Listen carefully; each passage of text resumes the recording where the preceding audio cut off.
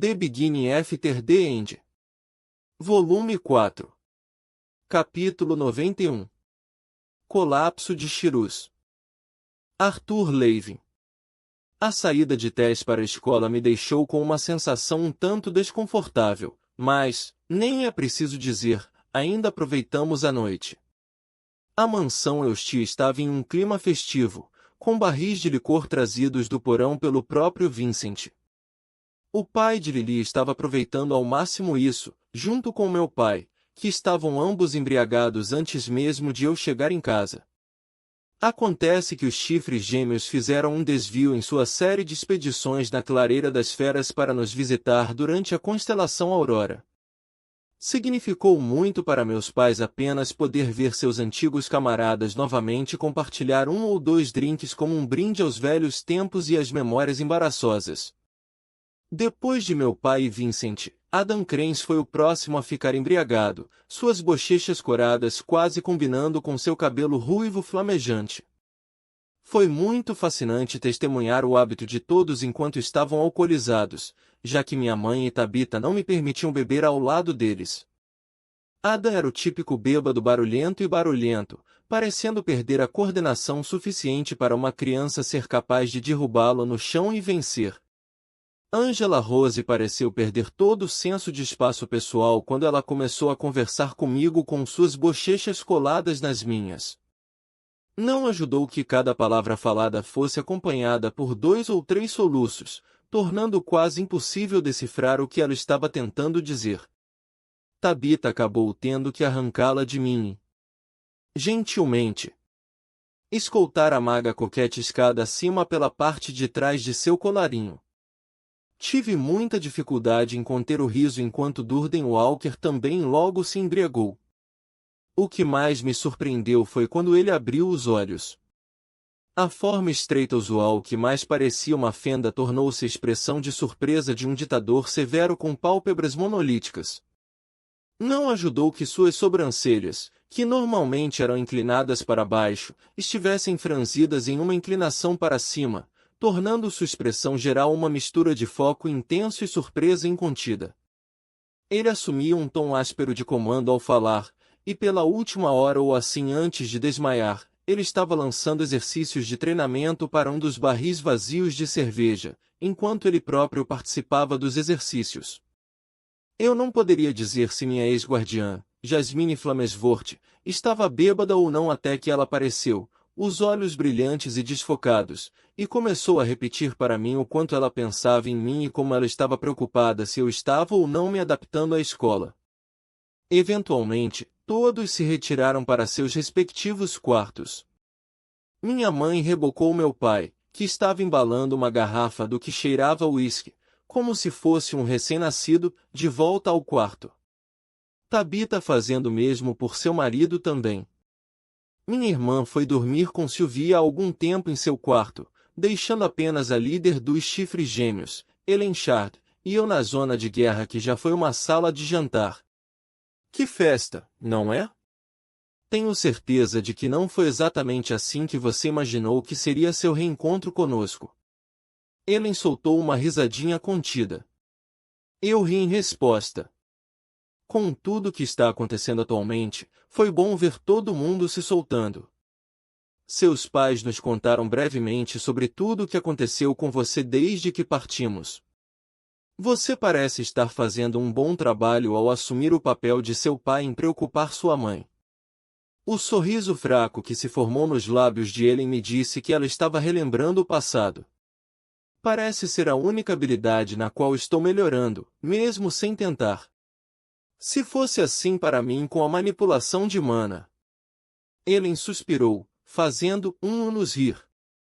Mudamos para a sala de estar depois que as empregadas começaram a aparecer e limpar a sala de jantar. Lá, nós nos sentamos com apenas uma mesa de café nos separando enquanto continuamos conversando e nos atualizando sobre o que tinha acontecido em nossas respectivas vidas.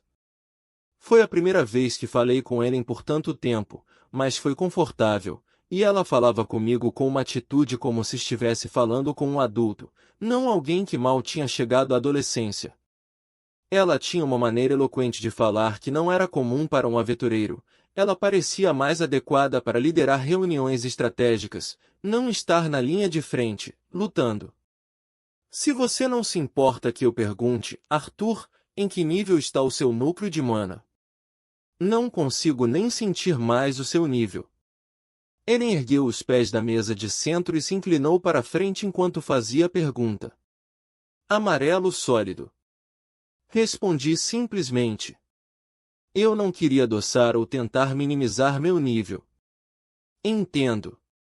Parabéns, sinceramente. Ellen tinha uma expressão mista em seu rosto, em que ela estava tentando esconder sua decepção, mas falhou. Ela não ficou desapontada comigo, mas com ela mesma, porque embora ela tivesse mais do que o dobro da minha idade, eu a tinha ultrapassado bastante. Parece que você foi feito para coisas cada vez maiores, Arthur. Com a descoberta de um novo continente de tudo, suspeito que esta pequena academia só será capaz de mantê-lo pressionado por um certo tempo. Devíamos descansar um pouco. Ela me deu um sorriso que não alcançou seus olhos e saiu depois de me dar um tapinha firme nos ombros. Desabando na minha cama, sem energia ou vontade para me lavar, deitei ali, pensando em tudo o que havia acontecido na minha vida. Foi apenas uma coincidência eu ter sido enviado, ou realmente ter nascido neste mundo enquanto ele passava por tantas mudanças?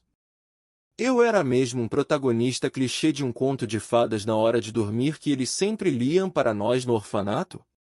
Eu não pude deixar de zombar da ideia de ser a fonte de entretenimento de algum deus entediado enquanto ele brincava com minha vida em nome de eu ser o escolhido.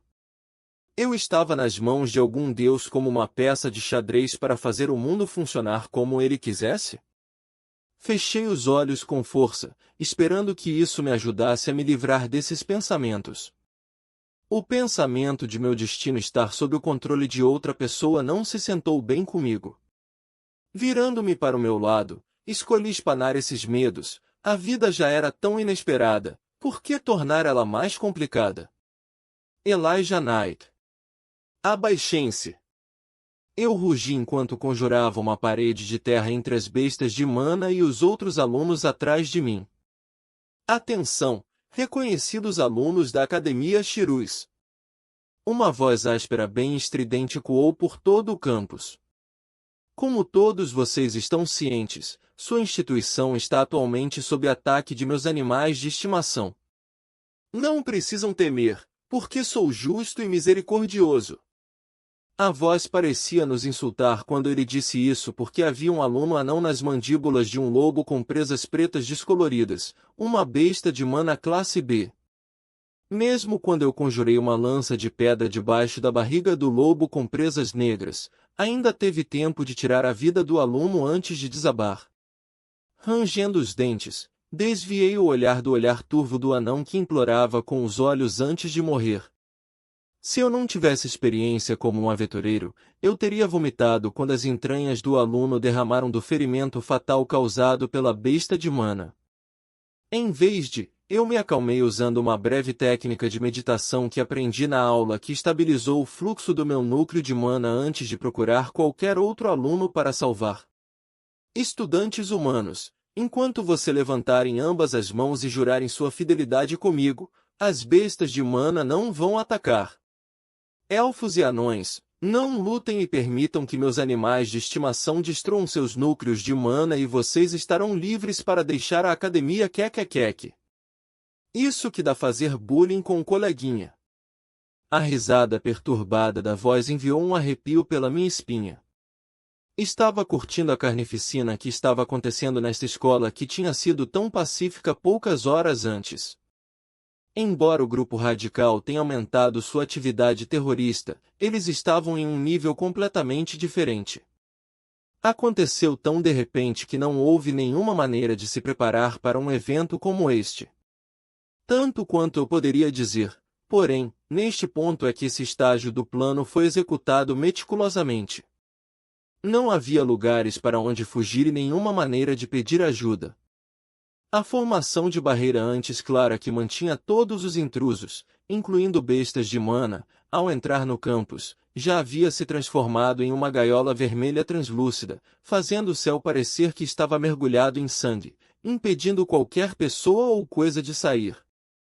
Eu não sabia a quem a voz pertencia, mas seus motivos eram claros. Ele estava disposto a fazer cativos humanos, mas queria todos os magos não humanos mortos ou incapacitados. Eu podia ver colunas de fumaça de diferentes prédios da academia onde as lutas estavam acontecendo. De vez em quando, eu encontrava meus olhos com alguns dos membros do comitê disciplinar enquanto eles lutavam contra várias bestas de mana, reconhecendo um ao outro, já que não tínhamos tempo para informar um ao outro sobre a situação em outros lugares. Obviamente havia traidores na academia, porque alguns dos professores agora estavam sendo afastados por outros professores enquanto figuras encapuzadas, assim como as bestas de mana, cuidavam dos alunos. Foi estranho. Eu vi algumas das bestas de mana enquanto era um aventureiro, mas a única coisa diferente sobre elas era a coloração, ou falta de cor para ser mais exato. Exceto por seus olhos vermelhos iguais, todas as bestas de mana que inundaram a Academia Shirus pareciam ter suas cores drenadas, já que eram apenas diferentes tons de cinza. Eu não poderia dizer quantas horas se passaram desde que a invasão começou, mas não havia sinais de ajuda chegando por algum motivo, como se estivéssemos isolados do resto de Shirus. Eu caminhei pelo pátio do campus, onde os corpos ficaram moles e poças de sangue se formaram ao redor deles. Esta academia deveria ser o porto seguro para futuros magos deste continente. Isso me irritou mais do que qualquer coisa, já que não havia medidas adequadas implementadas para este tipo de cenário. Desde a unificação dos três reinos, o Conselho não pensou que haveria inimigos? Quando eu estava prestes a seguir uma figura encapuzada para um dos laboratórios de alquimia, um rosnado gutural chamou minha atenção o suficiente para evitar a mandíbula espinhosa de um rosnador. Infelizmente, não pude evitar seu ataque e fui golpeado no chão com força suficiente para me deixar sem fôlego. Grrrrr. Enquanto o gigante lagarto e peludo soltava saliva de besta em forma de mana estava encharcando meu uniforme, seus olhos vermelhos estavam olhando para mim, como se esperassem que eu fizesse alguma coisa. Dane-se! Eu grunhi enquanto conjurei simultaneamente um pilar do chão, lançando a besta de mana de 2 metros de comprimento no ar antes que ela se movesse agilmente para recuperar seu terreno. Antes que eu tivesse a chance de fazer mais alguma coisa, uma espada voou do céu, espetando a cabeça do rosnador espinhoso no chão. A besta de mana se contorceu impotente por alguns segundos antes de seu corpo também afundar no chão sem vida. Obrigado. Resmunguei, cansado demais para formalidades agradáveis. Foi Curtis Glader quem desceu do topo de uma estátua próxima para recuperar sua arma. Seu vínculo, um leão mundial, seguindo vivamente atrás dele. Sem problemas. Você deve chegar a algum lugar seguro até conseguirmos reforços, é muito perigoso aqui a céu aberto. Disse ele, acenando de volta. Eu vou ficar bem. Existem muitos inimigos para vocês lidarem enquanto eu me escondo. Ainda posso ajudar. Eu enfaixei meu braço sangrando que tinha sido cortado agora há pouco com uma manga rasgada e virei minhas costas para seguir a figura encapuzada. De repente, um som que só poderia ter sido amplificado com mana explodiu como um trovão. Eu não conseguia nem me ouvir gritar de dor enquanto Curtis e eu cambaleávamos de dor. O toque entorpecente do sino da torre de vigia não reverberou em meu peito. Eu senti em meus pés enquanto a terra inteira tremia com isso.